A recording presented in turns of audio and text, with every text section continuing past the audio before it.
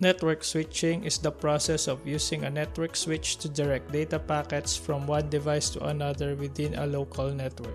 It can be in a wired or wireless environment. Today we'll cover the wired version. We'll quickly explain all of the common Ethernet switching terms, starting with the device itself, the Ethernet switch, which is a type of network hardware that connects devices within a local area network, also known as LAN. It mostly processes frames at the data link layer. Frames are protocol data units of data link layer. They have MAC address, which is a unique 12-digit hexadecimal number assigned to the network interface card by its manufacturer. Frames contain source and destination MAC addresses to transmit data within the LAN. A LAN or local area network is associated with a single broadcast domain or one subnet. A switch can be configured with virtual local area network to logically cater multiple VLANs and segment broadcast domains. Each VLAN is assigned a unique identifier which is called VLAN ID. VLAN configuration are stored in VLAN databases. Normal range for VLANs is 1 to 1005 and extended range is 1006 to 4094. There are different types of VLANs.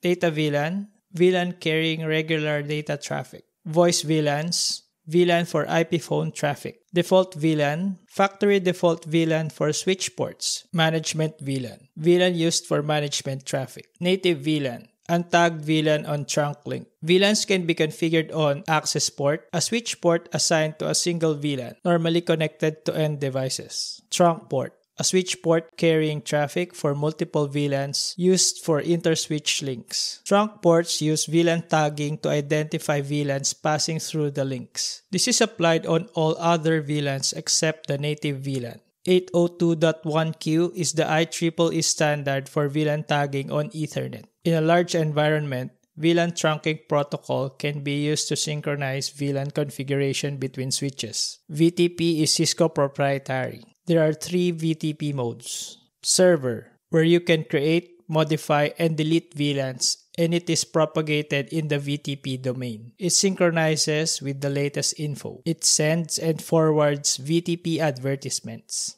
Client, you cannot create, modify, and delete VLANs on this mode. It synchronizes with the latest info. It sends and forwards VTP advertisements. Transparent. You can create, modify, and delete VLANs on this mode, but it does not affect other switches. It does not synchronize with other switches, but it forwards VTP advertisements from clients or servers to other devices. You can connect VLANs using the following.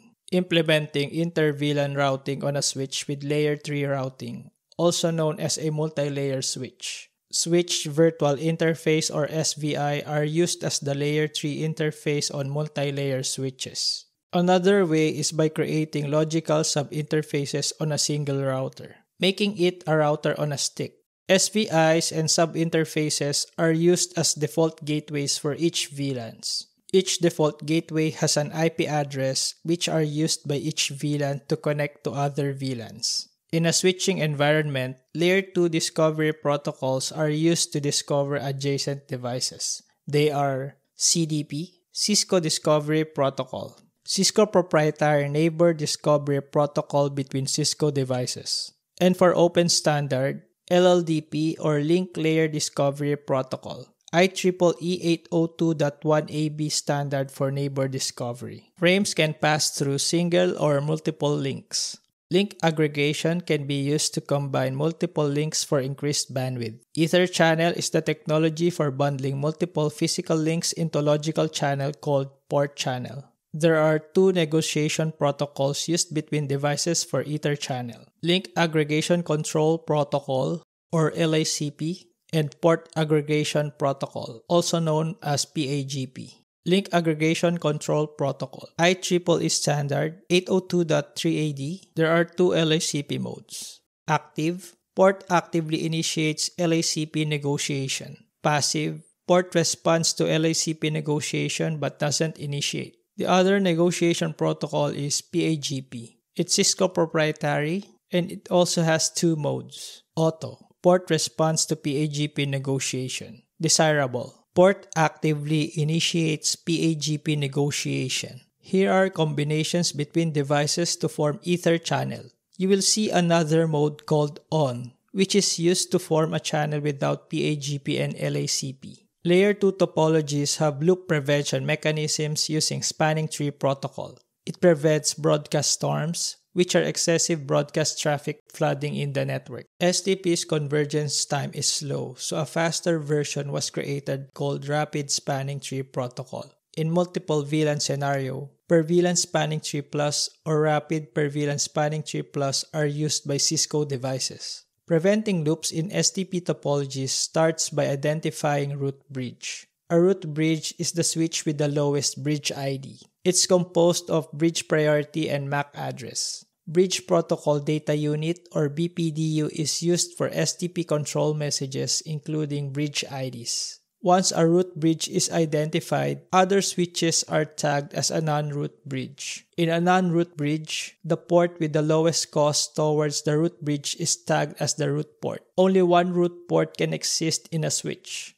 Designated port is a forwarding port for each LAN segment. All ports in the root bridge will be designated ports. For other segments, it will be calculated based on cost, bridge ID, and priority. Every port that is not a root or designated port will become non-designated port, which is a port in blocking state to prevent loops. Non-designated ports can be alternate or backup ports in RSTP. Switch ports transition to different spanning tree port states, starting with blocking state, port receiving BPDUs but not forwarding traffic. Then, listening state, port preparing to forward. BPDUs are processed on this state. Then, learning state, port learning MAC addresses but not forwarding. Finally, forwarding state, port actively forwarding traffic. RSTP port states are almost the same, but it uses discarding state for blocking and listening state. There are different configurations to enhance STP on your topology.